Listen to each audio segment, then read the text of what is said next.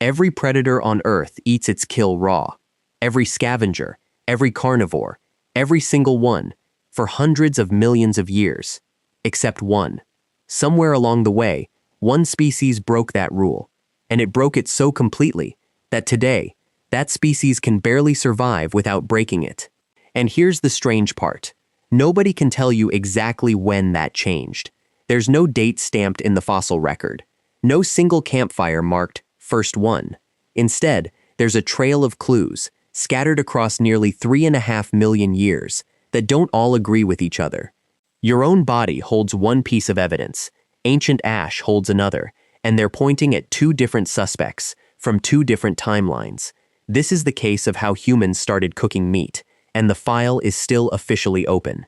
To find where this story starts, you have to go back before fire, before cooking, before humans technically even existed yet. 3.4 million years ago, in what's now Ethiopia, something used a sharp stone to cut meat off a bone. Scientists found that bone in a place called Dakika, a few hundred meters from where the famous fossil Lucy's baby was discovered. 2 cut marks, one scrape for marrow. The species responsible wasn't Homo sapiens. It wasn't even Homo anything. It was Australopithecus afarensis, the same species as Lucy herself. Whether this was hunting or scavenging is still debated. Australopithecus afarensis had a small brain and no known weapons, so most researchers lean toward opportunistic scavenging off a carcass, not an active kill. This is the oldest solid evidence of meat eating with tools, full stop. It predates the earliest known organized stone toolkits, like the Oldowan tools found at nearby Gona, by nearly 1 million years. But here's the problem it created. Raw meat is brutal to survive on. It's tough to chew. It's harder to digest than it looks. Your body burns real energy just breaking it down, and it can carry parasites and bacteria that can kill you. For well over 1 million years after Dakika, that's exactly how our ancestors ate it.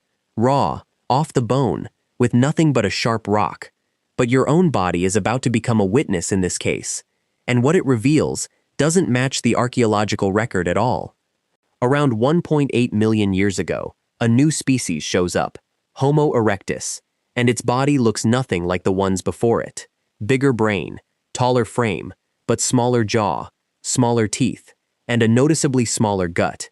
To anthropologists, that's a strange combination. Big brains are expensive. They burn calories at a staggering rate. A brain needs roughly 22 times more energy than the same amount of muscle tissue. So where did Homo erectus get the extra fuel? Raw food alone doesn't add up. Researchers Leslie Aiello and Peter Wheeler proposed an answer decades ago, called the expensive tissue hypothesis. A smaller gut frees up energy, but a smaller gut only works safely if the food going into it is already easier to digest. Researchers actually ran the numbers on raw food alone. To survive on an entirely raw diet at that body size, you'd need to chew for over 9 hours a day, just to pull in enough calories. Other estimates put it even higher. Over 40% of every waking day spent chewing, and nothing else. There's modern evidence too. Groups of people today who eat a fully raw diet often show energy deficits so severe that women stop menstruating. Harvard biologist Richard Wrangham built an entire theory around this gap. He argues the only real explanation is cooked food. Cooking breaks food down before your body has to. Less chewing, less digesting, far more usable calories per bite. If Wrangham is right, cooking isn't just older than we assumed. It's the reason our brains could afford to grow at all. It may also explain something else. Homo erectus was the first of our ancestors to leave Africa entirely, spreading as far as modern-day Georgia and Indonesia.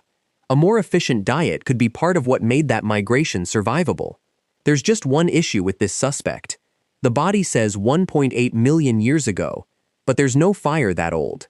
Not yet, anyway. So investigators went looking for the ash to match the biology. South Africa, a massive cavern called Wonderwork Cave, sitting near the edge of the Kalahari. In 2012, researchers used a technique called Fourier transform infrared microspectroscopy to examine sediment deep inside the cave. It revealed microscopic traces of wood ash and burnt bone, exposed to temperatures over 900 degrees Fahrenheit, dated to about 1 million years ago. That was already the oldest secure fire evidence known at the time. Then, more recent excavation pushed it further. Burnt bone fragments in deeper layers, dated to between 1.07 and 1.79 million years old. That range lines up almost exactly with Wrangham's predicted timeline for Homo erectus. But the case isn't closed. Some archaeologists remain skeptical that fire used this early was habitual at all, arguing it wasn't reliably passed down generation to generation anywhere in the world until roughly 400,000 years ago. The evidence at Wonderwork suggests early humans caught fire from natural wildfires outside, then carried the embers deep into the cave, 30 meters in, far past where a wildfire could ever reach on its own. That takes real intent. But it's not the same as controlling fire on demand, whenever you needed it. The body's alibi is holding up, but the smoking gun everyone actually wants, direct proof of cooked meat, comes from somewhere else entirely. Northern Israel. A site called Gesher Benot Ya'aqov, on the shore of an ancient lake called Hula, long since drained and gone. Researchers studying fish remains there found something remarkable. Teeth from giant carp, some over 6 feet long, dated to 780,000 years ago, a species that no longer exists anywhere on Earth. Fish teeth grow enamel crystals that expand under heat. Under a microscope, these crystals told a story. The fish had been exposed to controlled, moderate heat, under 500 degrees Celsius. Researchers were clear on what that ruled out. The fish weren't thrown into a fire as waste, and they weren't burned by accident. This is the earliest confirmed case of cooking on record, 600,000 years older than the previous best evidence. For the first time in this investigation, there's no ambiguity. Someone built a fire, controlled its temperature, and used it to cook their food, deliberately. It's a strange kind of proof, buried in something as small as a tooth, but it's harder evidence than a burn mark on a rock, which weather and time can fake in a dozen accidental ways. But that's fish. The bigger question is still open. When did humans start doing this, with meat from land, on purpose, every single day? Fast forward again. Central Israel. A limestone cave called Qesem. Inside, archaeologists found something no earlier site had. A hearth, 4 square meters wide, sitting dead center in the cave. Layer after layer of ash, stacked on top of each other. Not one fire. Hundreds, maybe thousands, lit in the exact same spot, over and over, for tens of thousands of years. Around that hearth, stone tools clearly shaped for one job, cutting meat off bone. Burnt animal bones were scattered everywhere nearby.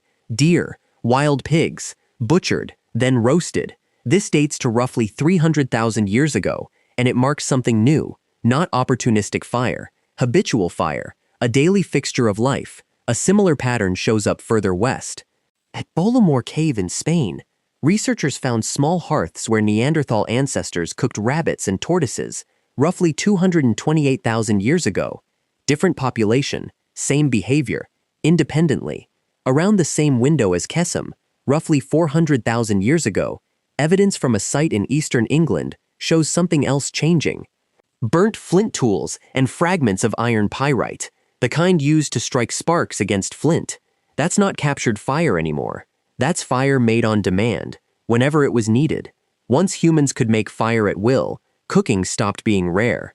It became routine, and that changed everything downstream. Once cooking became routine, the effects show up everywhere in the fossil record.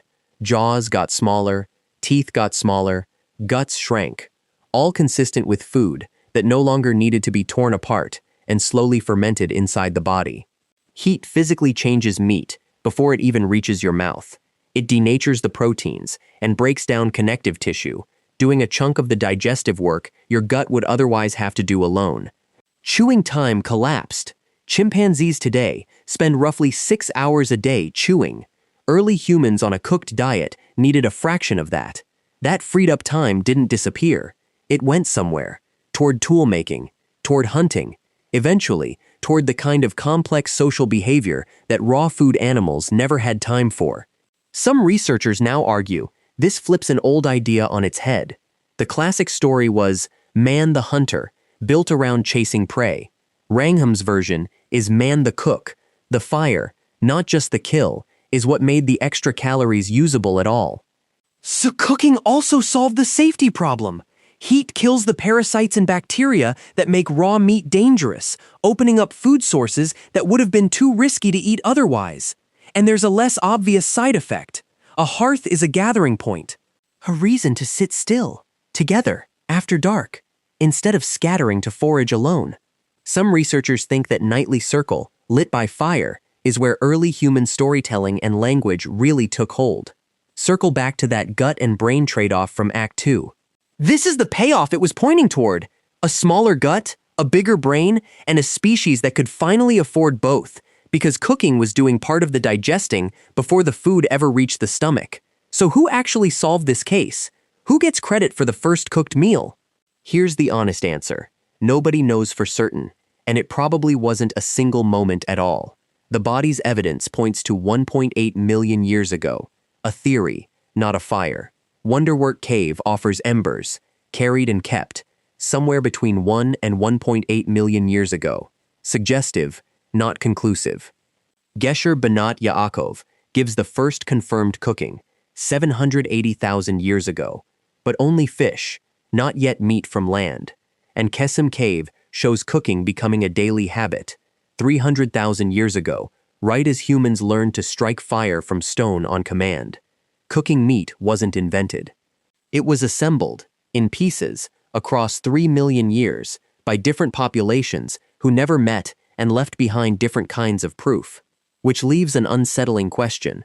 If something this basic to being human still doesn't have a confirmed origin date, what else are we getting wrong about our own beginning?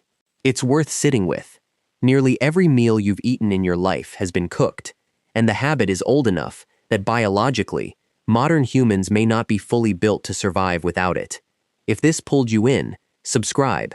There's another cold case in human history worth cracking next, and I'll be back with it soon.